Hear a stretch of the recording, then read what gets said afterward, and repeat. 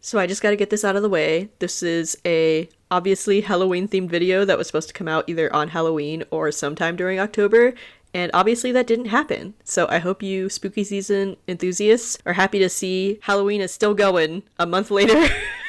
This video is very special to me, which is why I took such a long time working on it, and I hope that you guys enjoy. Hello everyone, my name is Elena, aka Minty Mito, and if you're new here, welcome, and if you're not, welcome back to my channel where I do fun art challenges and talk about whatever's on my mind. And today we are talking about some OCs that I designed a few years ago for a Halloween themed art challenge, and since then I have come up with a ton of world building and ideas that I would like to turn into a webtoon series starring these OCs eventually, because I'm slow and I want to take my time with it and have fun. But I've already shared some footage of an outdated height chart time-lapse in my previous video, so feel free to go check that out if you're interested in hearing about my journey with comics overall. And I looked back through my files for this video and I was thinking that I had done this challenge in 2022, but I actually did it in 2021. Where did the time go? That means I've technically been conceptualizing this for 3 years, but I feel like I'm gonna say that it doesn't count, really, barely, because it was more in the back of my mind kind of a thing, and then I felt reignited to work on it more again because of what I had mentioned in my previous comic journey video, and also especially because this year's Drawtober theme is Monster Mash, and the prompts perfectly aligned with some of my OCs for this webtoon concept, so it seemed like a sign for me to dive back into it. But in today's video, I would like to go more in depth about what I did for the original character design challenge that led to the creation of these OCs, and some details that I've since come up with for each of them, and how I'm envisioning the general story that I tell with these characters. And it is not totally set in stone. Nothing in this is set in stone, because despite technically starting this project 3 years ago, I am definitely still in the early stages because it was something I was doing very much on the side, only occasionally. So I thought that since I'm pretty early on in this journey, I thought that sharing the process of creating and developing this world and this comic would be really fun, and you guys could tag along from this early point until it's finally published. And maybe throughout this journey of me sharing the process with you guys, you can also help me on certain things like deciding their names, because none of them have names. I am very bad at naming my OCs. It's my least favorite thing about making characters, I guess. So anyways, let's go ahead and start from the beginning.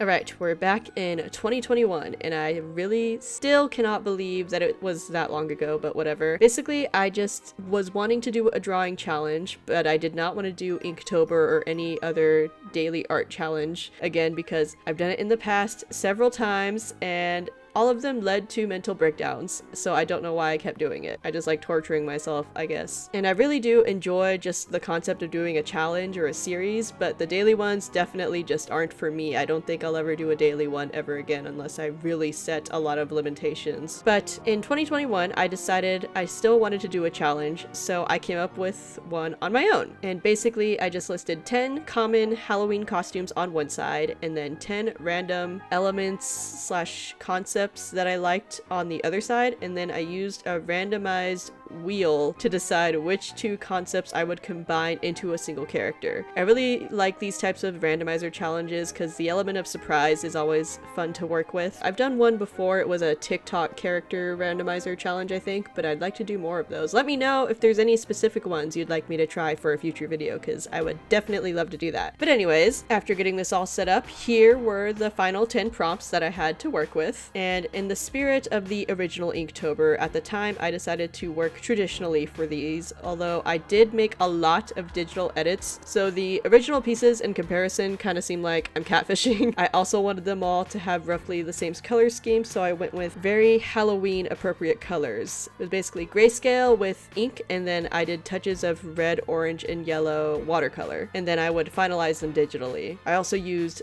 gold watercolor for some of them. Sadly, I don't have any process footage for any of these. I made a reel of the first one because I remember intentionally I was like, I'm gonna make an Instagram reel out of this, and I did it, and it was a lot of work, so I was too lazy to do it again for the rest of them. But I have done a little bit of sketchbook exploration with most of them since then, so I'll share what I have while also discussing my ideas that I've developed so far for each of these characters.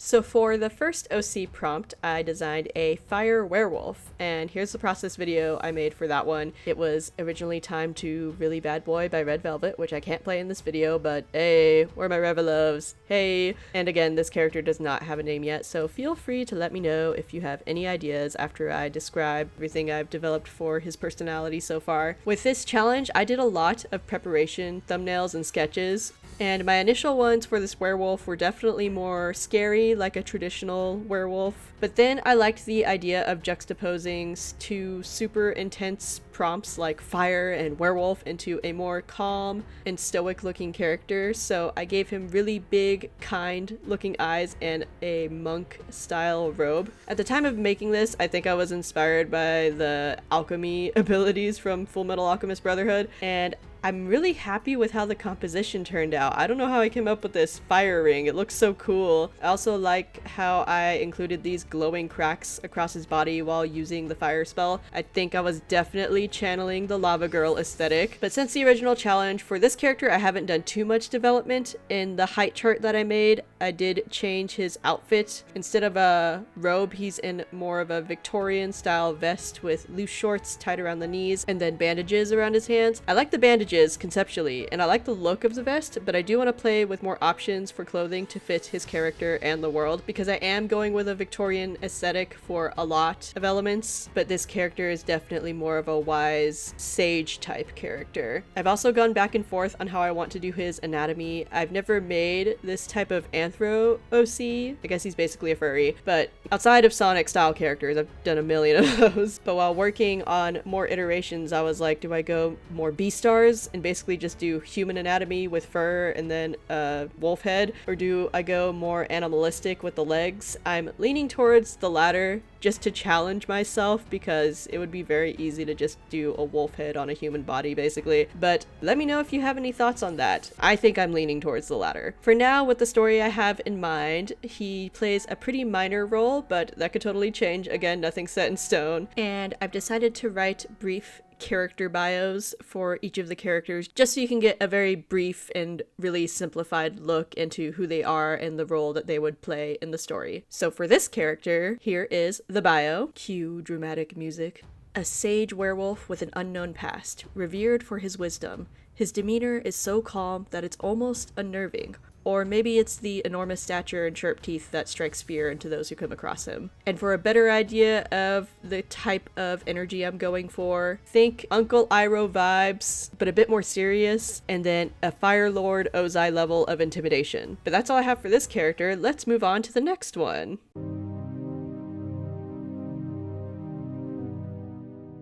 So next we have the Floral Zombie. I donated it to an art gallery fundraiser, so I don't have it anymore. But in the original drawing, I decided that I wanted him to be a character that you immediately feel sorry for. I wanted the ripped up suit and bouquet to imply that he had died missing his prom date or something, and then the flowers growing out of his wounds just kind of added to the drama of it all. And that's not the backstory I'm gonna go with for my webtoon idea, but I do want to play with how death and revival works in this world, since I do have a few quote-unquote undead characters here. I know for sure that I want this to be a world where basically everyone is a different type of magical practitioner, and while death doesn't have to be permanent, people who do die and then get revived experience a massive reduction in their former magical abilities. I'm really excited to explore this character. All the imaginary scenarios I've come up with in my head I feel very strongly about, and here's the short bio that I came up with for him.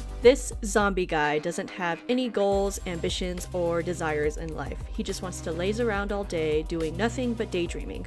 Or at least that's what he says. I wonder what he's always daydreaming about. I've been envisioning his external behavior to be kind of like Shikamaru from Naruto. So he acts lazy and pretends he has no ambitions and he complains a lot. This is more of a mask he's putting on to hide some deeper despair that he's feeling. So in that sense, he kind of reminds me of Lars from Steven Universe. He's kind of a loser. He's kind of a pathetic loser, but one that you love or grow to love. That's what I'm going for with this one. And that's all for this guy, so let's move on to the next character.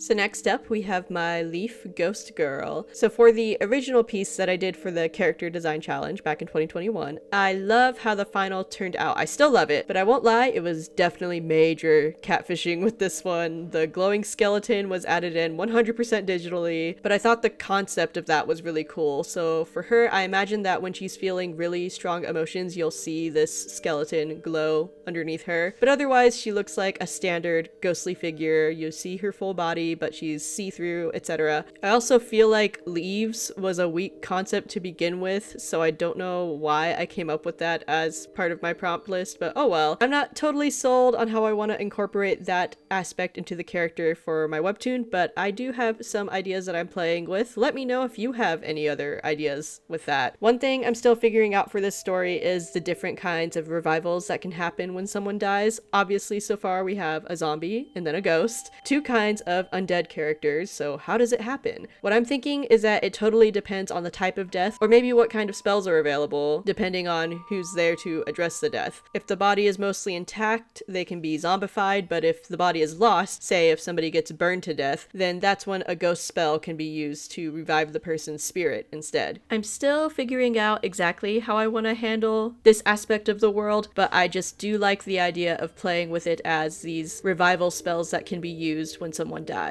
And maybe there are even limitations. Maybe you have to do it within a certain amount of time, or the soul is lost or moved on forever. Something like that. Still working on it, but I know in other franchises when there's ghosts, it's usually just because when someone dies, they just become a ghost. Or when someone dies and they become a ghost, it's because their spirit can't move on because of an unresolved issue in their life. I decided to not play with something like that. I like this death and revival culture in this world, so I feel like that's what I'm gonna stick with for my interpretation of ghosts. And moving on to her little character bio, a young woman who just wants to live a simple life.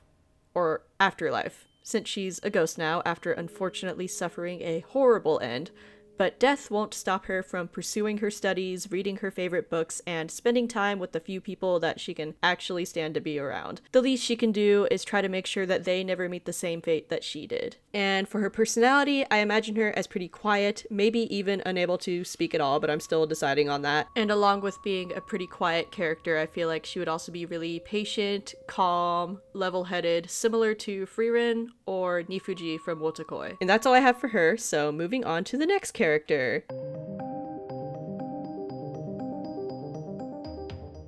Next up, we have a tea witch. I thought this was such a perfect combination. Maybe too perfect, but that's okay. With this OC, I knew I wanted to challenge myself to draw her in a scene because I love the beautiful chaos of a witch's studio? Room? I don't know what you call it. Do they have a name for a place where a witch brews all her potions? I don't know. Anyways, I know Jacqueline de Leon's drawings were a really big inspiration for this piece that I did, and since there was a lot of room in the scene, I literally just added my own pet rabbit, Mocha, into it, so now I am completely attached to the idea of this witch having a pet bunny. I'm not totally in love with how it turned out. Even at the time, I was not feeling that great about it, but it was a good challenge for me, and even today, I'm still working on trying to incorporate more backgrounds in my work, so it's good when I force myself to do that. And I've definitely done a lot of explorations and sketches of this character since then. I have grown really, really attached to her, I think because she's a tea witch, and I love tea. I'm a tea snob, and I gave her my pet rabbit, so of course I got attached to her. And so honestly, I'm thinking that she would be the main protagonist of my webtoon. And her bio is as follows: an outgoing, ambitious witch who's grown tired of the path that she's been following for most of her life. She decides to do something unheard of for a witch with healing abilities. Open a cafe! Nothing will stop her from achieving this goal, especially with the support she gains from friends along the way. As I conceptualize this character, I think of a lot of Disney princesses, especially Rapunzel, Tiana, Merida, Ariel, all these princesses who had either really big goals and ambitions or a really specific dream that they were working towards, and they didn't let anything get in their way, not social expectations, not actual obstacles, anything. I also imagine that this witch would be pretty intense about her goals, so that makes me think of Leslie Knope from Parks and Rec. So yeah, just imagine a character who is really positive and outgoing and uplifting and inspiring, but she's also ambitious, maybe to a fault, but in a lovable way, of course. And that's all I've got for her, so let's move on to the next OC.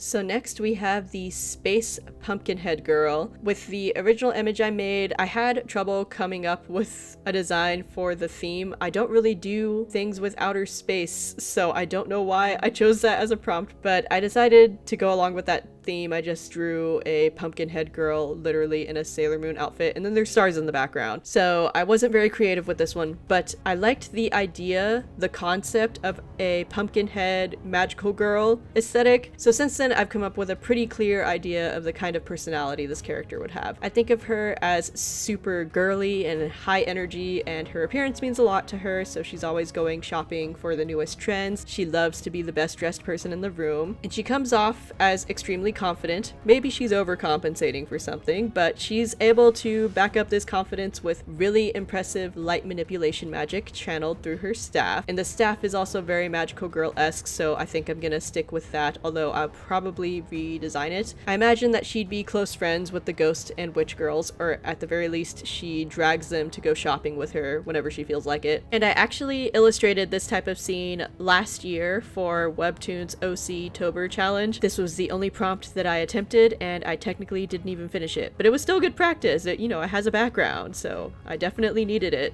And her quick, simple bio goes as follows. Despite once being shy and reserved, she is now the most dazzling young lady you will ever meet. All eyes are on her when she walks by, and it's not just because she has a pumpkin for a head. She's a top student, a fashion icon, and a powerful magician. Also, she's better than you, and she knows it. I definitely imagine her to be pretty cocky, pretty confident and flashy, but hopefully in a way that's still fun and likable, at least for the audience. I just finished watching Soul Eater for the first time, so this just makes me think of Black Star. But the vibes are also, you know, Barbie, Elle Woods, Sailor Venus, that kind of thing. And that's all I've got for her, so let's move on to the next character.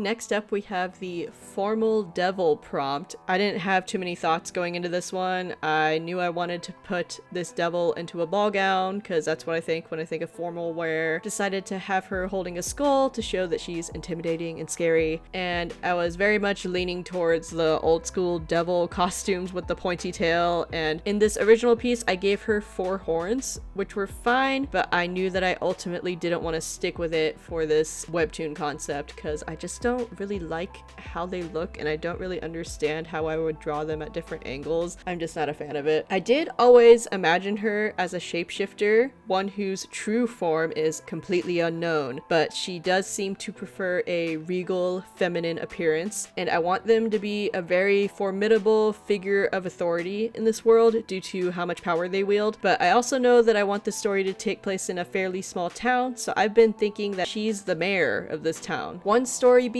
I've been playing with is how the town's election system works, or if there even is an election system. I just finished watching Yu Yu Hakusho for the first time, so the idea of a magic fighting tournament deciding on the new mayor is one that I can't get out of my head, but we'll see. I'm still developing the logistics and social norms of this world, but that sounds really fun to me. Personality-wise, I think that she would be pretty condescending, but still really charming. Somebody that you kind of hate, but you still want their approval. Very powerful, feared, they know it, uses it to their advantage. I also imagine her to act pretty sultry and seductive. If you've seen the DreamWorks Sinbad movie, think the Goddess of Chaos. That's the kind of energy I'm going for, though I imagine this OC to be even more scarily in control of her emotions, if that makes sense. And here's her quick little bio. The beautiful, powerful, elegant mayor of town, beloved by all her constituents.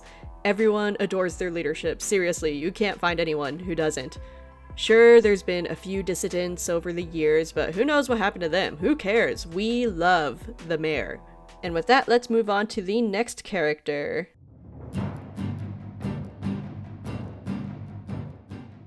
The next prompt was a gold vampire, and I remember having so much fun with this one, probably because I stayed in my comfort zone and just did a face portrait, and it was really simple, but I really loved using my Finetech gold watercolors on it. I think my initial idea was very much inspired by Alucard from Castlevania, but with this OC, I wanted to, of course, ramp up the gold accessories and the gold aspect. I even gave them gold vampire teeth, and that gave me the idea of them having some kind of Midas touch abilities where everything they touch turns to gold or something along those lines. I still like that concept. I'm not quite sure on the gold teeth because then I'm trying to think about the logistics of it, like is it just aesthetic or do the Midas touch abilities come from the teeth? And if so, does it mean that everything they bite turns to gold? If so, are they able to suck blood? Do they suck blood or do they just bite things and turn them into gold? So because of all those questions I've been giving myself, I'm leaning away from the gold teeth, or if I do give them gold vampire teeth, it'd be purely for the aesthetic and as a show of wealth, because I do imagine them to be a very wealthy character, of course. I mean, they can turn things into gold, so they've got to be rich. What I did know from the jump, even from the original drawing, is that I wanted them to be super hot. I think that's the biggest thing with vampires. They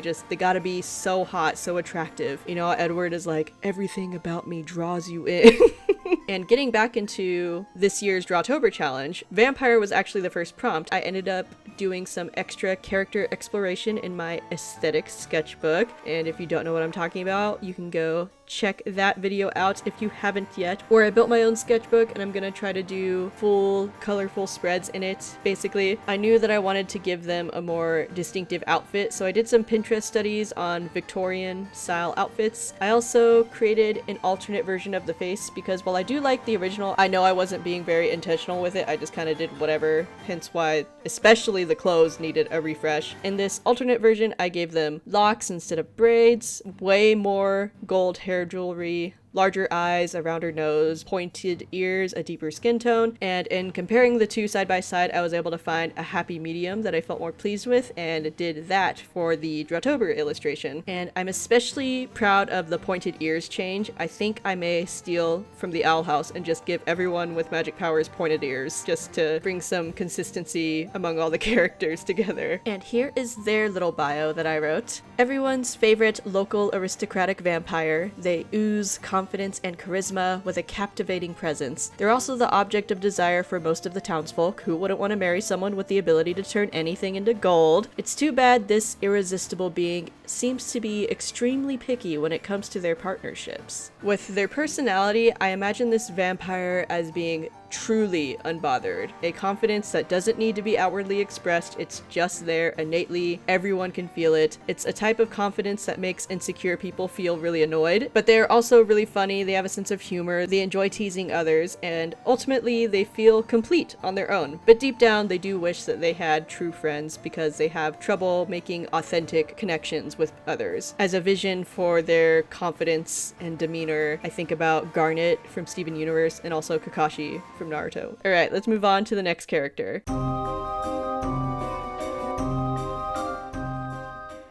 The next character prompt was a pastry clown. A little on the nose, because clowns kind of throw pies at each other or something. I don't know. But I remember the original drawing that I did back in 2021. It was my least favorite out of all the drawings at the time. And so he was the first one I started redesigning because I was just so unsatisfied with how he turned out in that drawing. Since then, I've completely fallen in love with him. I still don't have a final design. I envision him as a very soft-spoken and sweet boy who just feels pretty unconfident in himself, but he has a sincere love for baking that he wants to pursue. Or at least that's what I had in mind originally. And then I got a new idea from my friend Kina. I was talking to her about this video that I was working on. She was like, oh yeah, I remember those Halloween drawings you did. I remember the clown boy. You should make him like Jax from the Amazing Digital Circus or like Angel Dust from Hazbin Hotel. And I was like, Kina, that is the exact opposite of what I'm trying to go for with this character, okay? I want him to be soft. I want him to be sweet. I want him to be innocent. And hold on. Whoa. She might have been onto something. Yeah. So I'm completely changing the character. After doing this sketch, I realized, you know what? This is a lot more interesting than what I had in mind, and I think it could play into a lot more unique character dynamics. So here is the new bio I've written for him instead. He's the most popular, most talented clown at his family's circus. But lately, his mean-spirited tricks, jokes, and pranks are slowly driving away their once loyal audience, threatening his family's livelihood. The truth is, deep down, he feels unfulfilled. He secretly dreams of baking pies instead of throwing them, but he couldn't possibly admit to something so embarrassing. But one day, this secret dream has the chance to become reality as he meets a young witch trying to open a cafe. Maybe he could volunteer his culinary services as a public act of community service. Then he can finally spend his days in the kitchen instead of on the stage. Oh, and it'll help boost the circus's reputation. Sure, why not? So that's what I have for the Pastry Clown so far. I might end up changing his story arc / general bio later on. Again, we're in the very early stages, but that was just something I wrote kind of last minute. This was a very last minute change to his entire character, but I love it. Shout out to Kina for that idea. I think this direction with the character is going to be a lot more interesting to play with than the original arc I had in mind for him. It was kind of basic. So yeah, I'm excited. Let's move on to the next character.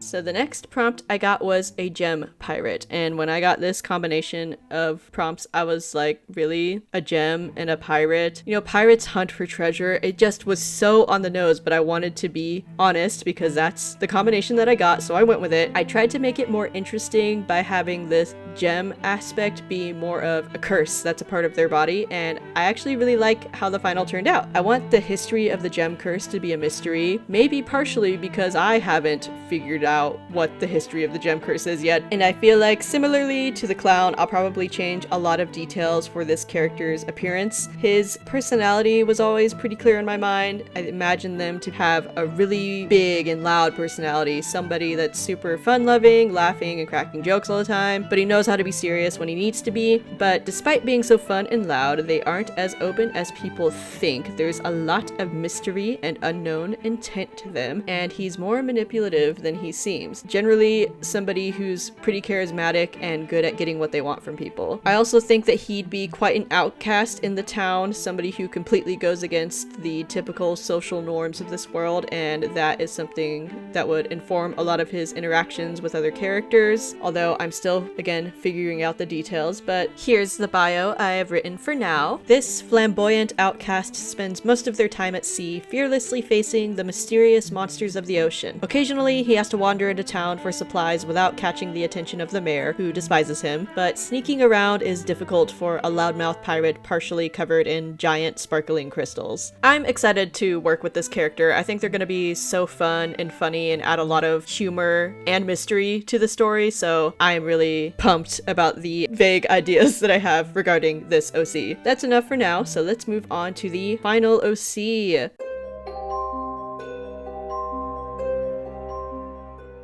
And last but not least, we have the ocean doll. This one's a doozy. I really can't recall how I came up with this final image, but I thought it was super cool. Just the concept of a jellyfish pulling these puppet strings on this doll. But of course, as I was coming up with ideas for fleshing out these characters for this webtoon concept, I was like, how do I explain this one? How does this fit into the world? But dealing with that question was a big part of conceptualizing the world as a whole for me. So I'm gonna keep most of the details for this character or characters more secretive for now, but basically let's just say the other townspeople are just as confused by this entity as we are, and I want one of the major story arcs to be about solving the mystery of who these characters are and where they came from. So the bio is pretty short and straightforward, but it goes as follows. One day, a strange duo arrives in town. It appears to be a giant jellyfish holding a life-size puppet doll that looks almost alive, but she doesn't speak or blink or move, so it's probably just a doll. Also didn't know that jellyfish could leave the ocean either. You learn something new every day.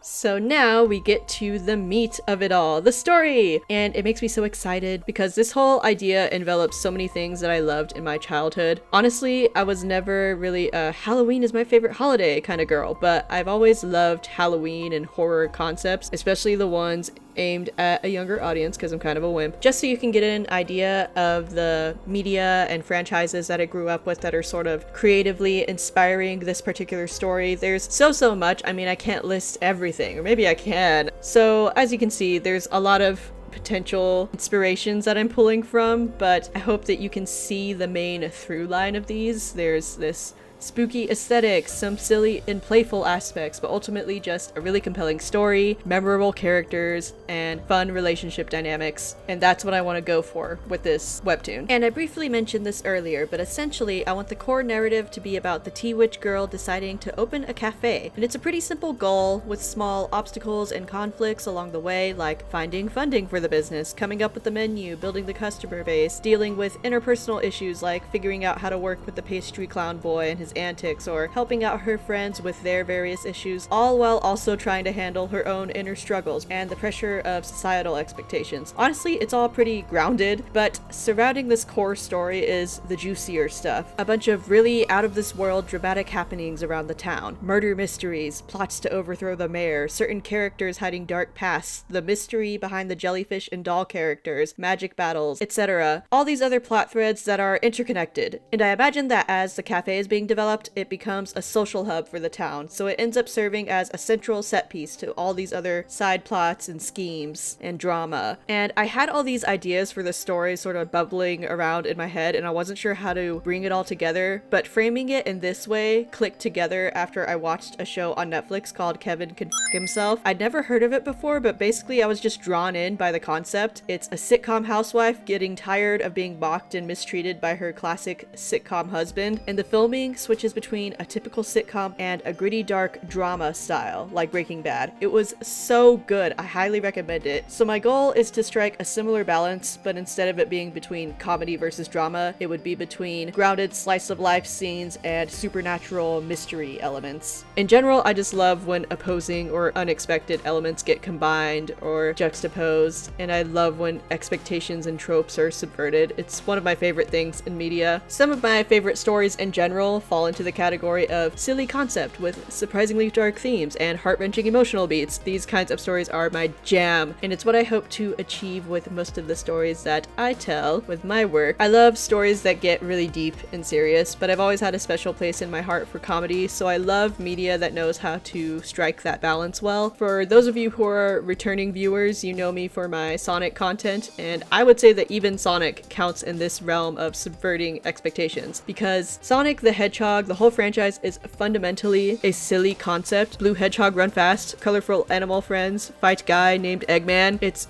goofy, it's silly, it's nonsense, but everyone who's a fan knows that Sonic is at its best when it takes itself seriously. And I'm saying this because the Dark Beginnings prologue they made to promote the Sonic X Shadow Generations game release. Essentially, it's just diving a bit more into Shadow's backstory, and for the fans, it's revisiting this history while sharing more details about it. And this prologue is the best piece of Sonic media we've had in years, maybe ever. It was less than 20 minutes in total, and I'm completely heartbroken and in shambles, and I give all of my love and appreciation and thanks and gratitude to everyone who had a hand in making it. It was so fantastic. I want a full-length Sonic TV show in this style, please. I was watching it with my husband, and I turned to him in tears at the end, and he said, "Remember, they're just hedgehogs." Exactly. That's why it's so good. They're made up imaginary hedgehogs that run fast, and I'm sobbing on my couch. And that's why I'm so excited to develop this world and this story with these Halloween OCs. I always knew that whatever medium or method I chose, that I wanted to tell stories about characters that, despite being fictional, made people feel something in their gut. I've consumed all kinds of media in my life, and I feel like there's nothing like the feeling of a fictional work connecting to the deepest parts of your soul, making you laugh, making you cry, feeling the joy of your favorite character achieving their goal, or the grief of them experiencing a major loss. And nonfiction can do this too, but I just think there's something really special about a completely imaginative, made-up concept becoming such an integral part of people's identity and journey of self-discovery. For me, I gained a nuanced and thorough understanding of the complex nature of humanity by watching the journey of a middle-aged cartoon horse guy, and the core principles of what I value as a human being and how I want to live my life were fully solidified by watching a film where two rocks with googly eyes had a conversation after fighting with in another dimension. I felt true tension and fear in my gut from this yellow triangle with a top hat. My favorite show of all time that has brought me comfort, validation, and invaluable insight on my mental health journey in my darkest moments of my life. It starts with a boy singing a song about cat-shaped ice cream. People often see media consumption as a mindless escape, and it definitely can be. But when I think about the media that's made me feel those deeper emotions and brought me so much joy, I don't see it as escaping. I see it as connection to the deepest parts of myself, into my place in the world at large, and I see the true meaning of art. Wow, I went off the deep end there a little bit, but I mean every word. It's why I want to tell my stories and share my art, and it's why I'm always encouraging you all to do the same. I believe from the bottom of my heart that our creativity is one of our greatest powers as humans. So I hope that if this video spoke to you in any way, that you'll go out and work on your own creative pursuits and projects in whatever capacity you have available to you. In the meantime, I do also hope that you'll stay tuned to watch this webtoon Halloween series develop, and we can enjoy the process of watching it come to fruition together. So thanks so much for watching. Let me know, please, if you have any ideas for names for these OCs. I really have zero clue on any of them, or even just advice on how you come up with names for your characters. That would help me out a lot. Thank you. Also, please let me know which one of them is your favorite. I would really love to know who is speaking to you guys so far. I also need to come up with a name for this project so I can refer to it in the future. I came up with the name Luna View for the town they live in, but I think I'm gonna change it because turns out I think it's like a camera brand or something. So for now, it's Untitled Halloween Webtoon Project by Minty Mido. All of my important links, like my tools, my socials, my BLM art fundraiser, my Sonic OC submission form, will be down in the description. And if you're interested in tipping or commissioning me, I do have a Ko-fi page where you can do that. Either is very much appreciated, although I will say I did close commissions for the month of October because I'm going really hard on this Drawtober challenge, so I'll announce it when I open them up again. But yeah, I will see you in the next video. Bye!